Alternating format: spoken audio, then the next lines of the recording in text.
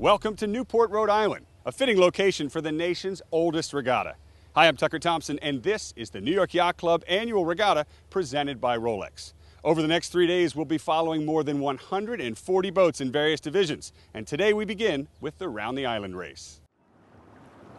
The course all the way around Connecticut Island counterclockwise, and here comes the start for the first class. Moderns racing along with classics is one signature of the annual regatta. Upwind, the fleet heads into a light breeze. Back on the line, more classes prepare to start. Oh, the pin's heavily favored. Lots of boats crowding this end, starting on port. Look at that. It doesn't get much closer. The non-spinnaker and classic yachts are off, and then the mighty 12s. Nothing says yacht racing in Newport better.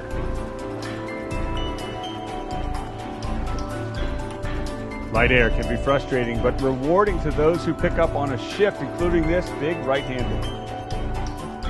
Well, the action might be slow in speed, but nonetheless intense. Here's a port starboard right at the line. Act 1. Are they going to make it without hitting the Navy boat to windward or the pin to leeward? Looks like it worked.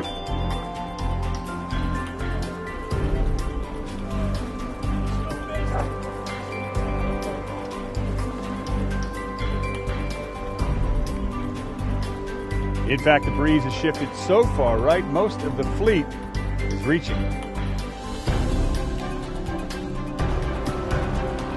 IRC 4, and it is no longer an upwind start. Who can get their spinnakers up first? That is now the challenge.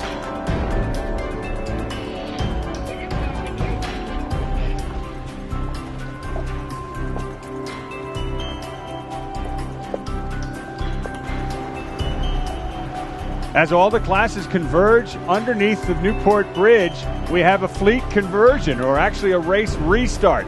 The breeze in the front of the fleet is still upwind. The breeze behind the fleet is still downwind. And in the middle, a big pileup.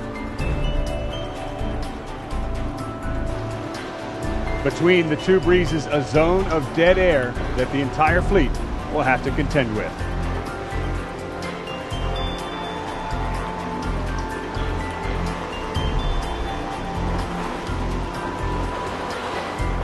The biggest and fastest boats are the last to start.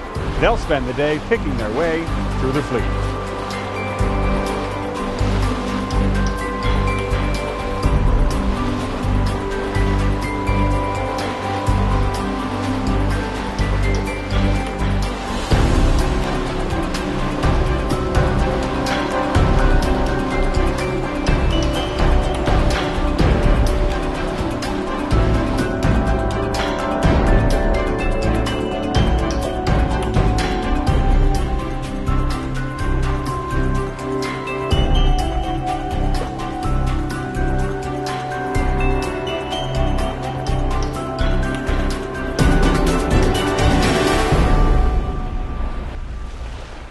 And now the entire fleet has negotiated the first obstacle, the Newport Bridge.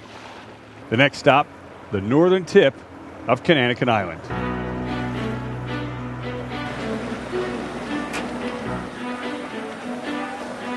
Jibe for jibe, the fleet picks their way through the shifts, downwind. The majority of the fleet hugs the shoreline, but those that take a much more windward track are getting better breeze.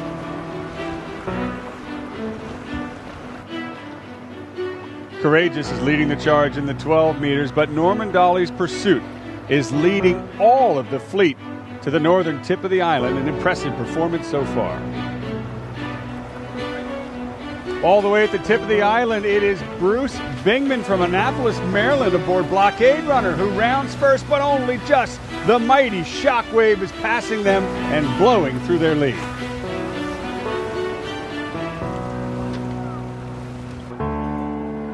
Well, take a picture, Bruce. It's the last time you'll see them.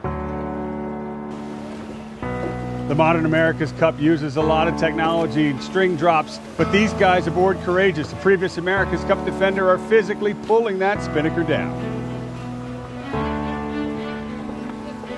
Same thing going on aboard Bluto, who slips to the inside of a J105.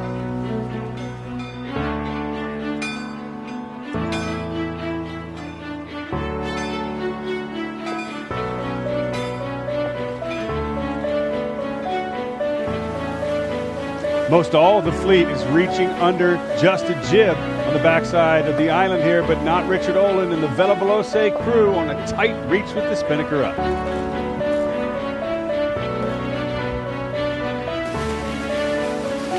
Others elect to drop it.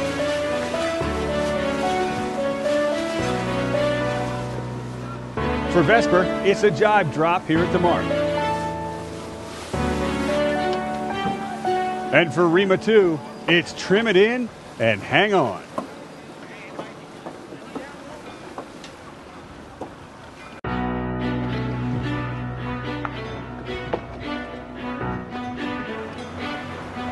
Lots of jibe drops here at the leeward mark. A majority of this fleet approaching on starboard, jibing to port. We're seeing lots of different ways to do it. Drop the kite early, do a jibe drop. We've even seen a spinnaker peel in one of the fleet. And then, of course, there's a lot of port tackers approaching. A big crowd of boats down here at the leeward mark.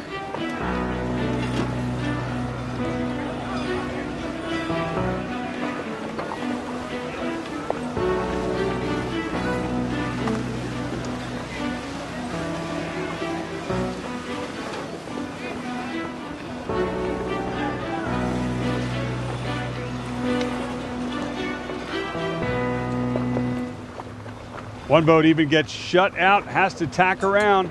It's the right call, though. Live by the sword, die by it. Now the 12s work their way into the mark. It's Intrepid, followed by the beautiful American Eagle.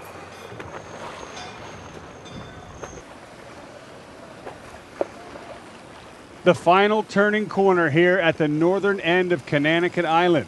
More than half the fleet has rounded it, and now we head for Newport.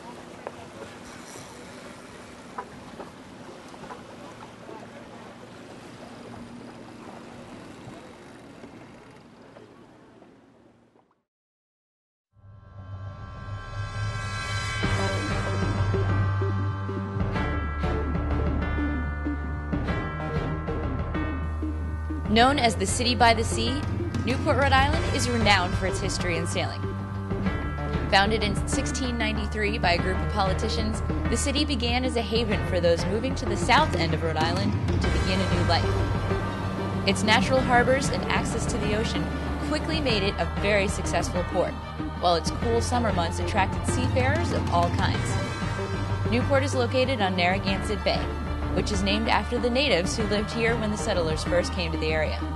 It covers 147 square miles, forming New England's largest estuary and includes over 30 islands. Today, these shores attract sun lovers and beachcombers. Every street has a story to tell, as much of it looks the same as it did centuries ago.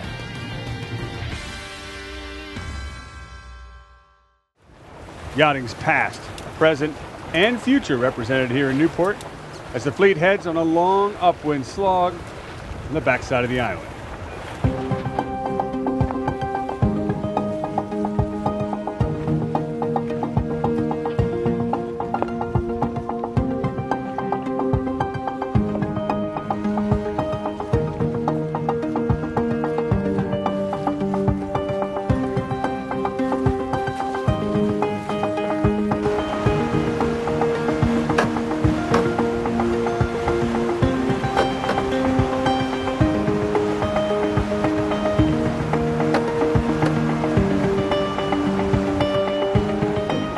Center span of the Jamestown Bridge, next checkpoint on the course.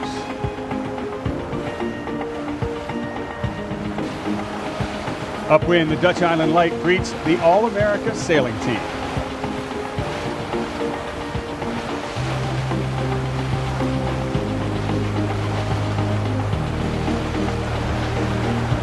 Up with the front runners, it's George Sekelaris' Shockwave on starboard tack. And an incredibly close call for Dan Myers and the numbers crew on the left-hand side inshore, and the move pays off. At the south end of the island, the race belongs to numbers.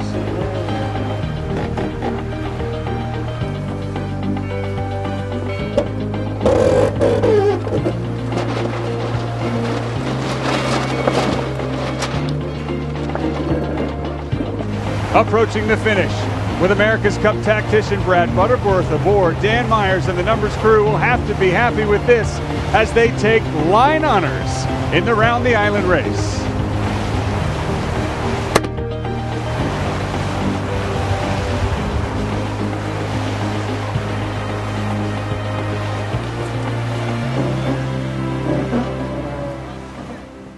Well, what began as a slow start to the day turned out to be a fantastic start for this regatta. And now, with the Round the Island race complete, we shift our focus to Round the Buoys racing for the next 2 days. And we hope you'll stay with us. I'm Tucker Thompson. We'll see you tomorrow.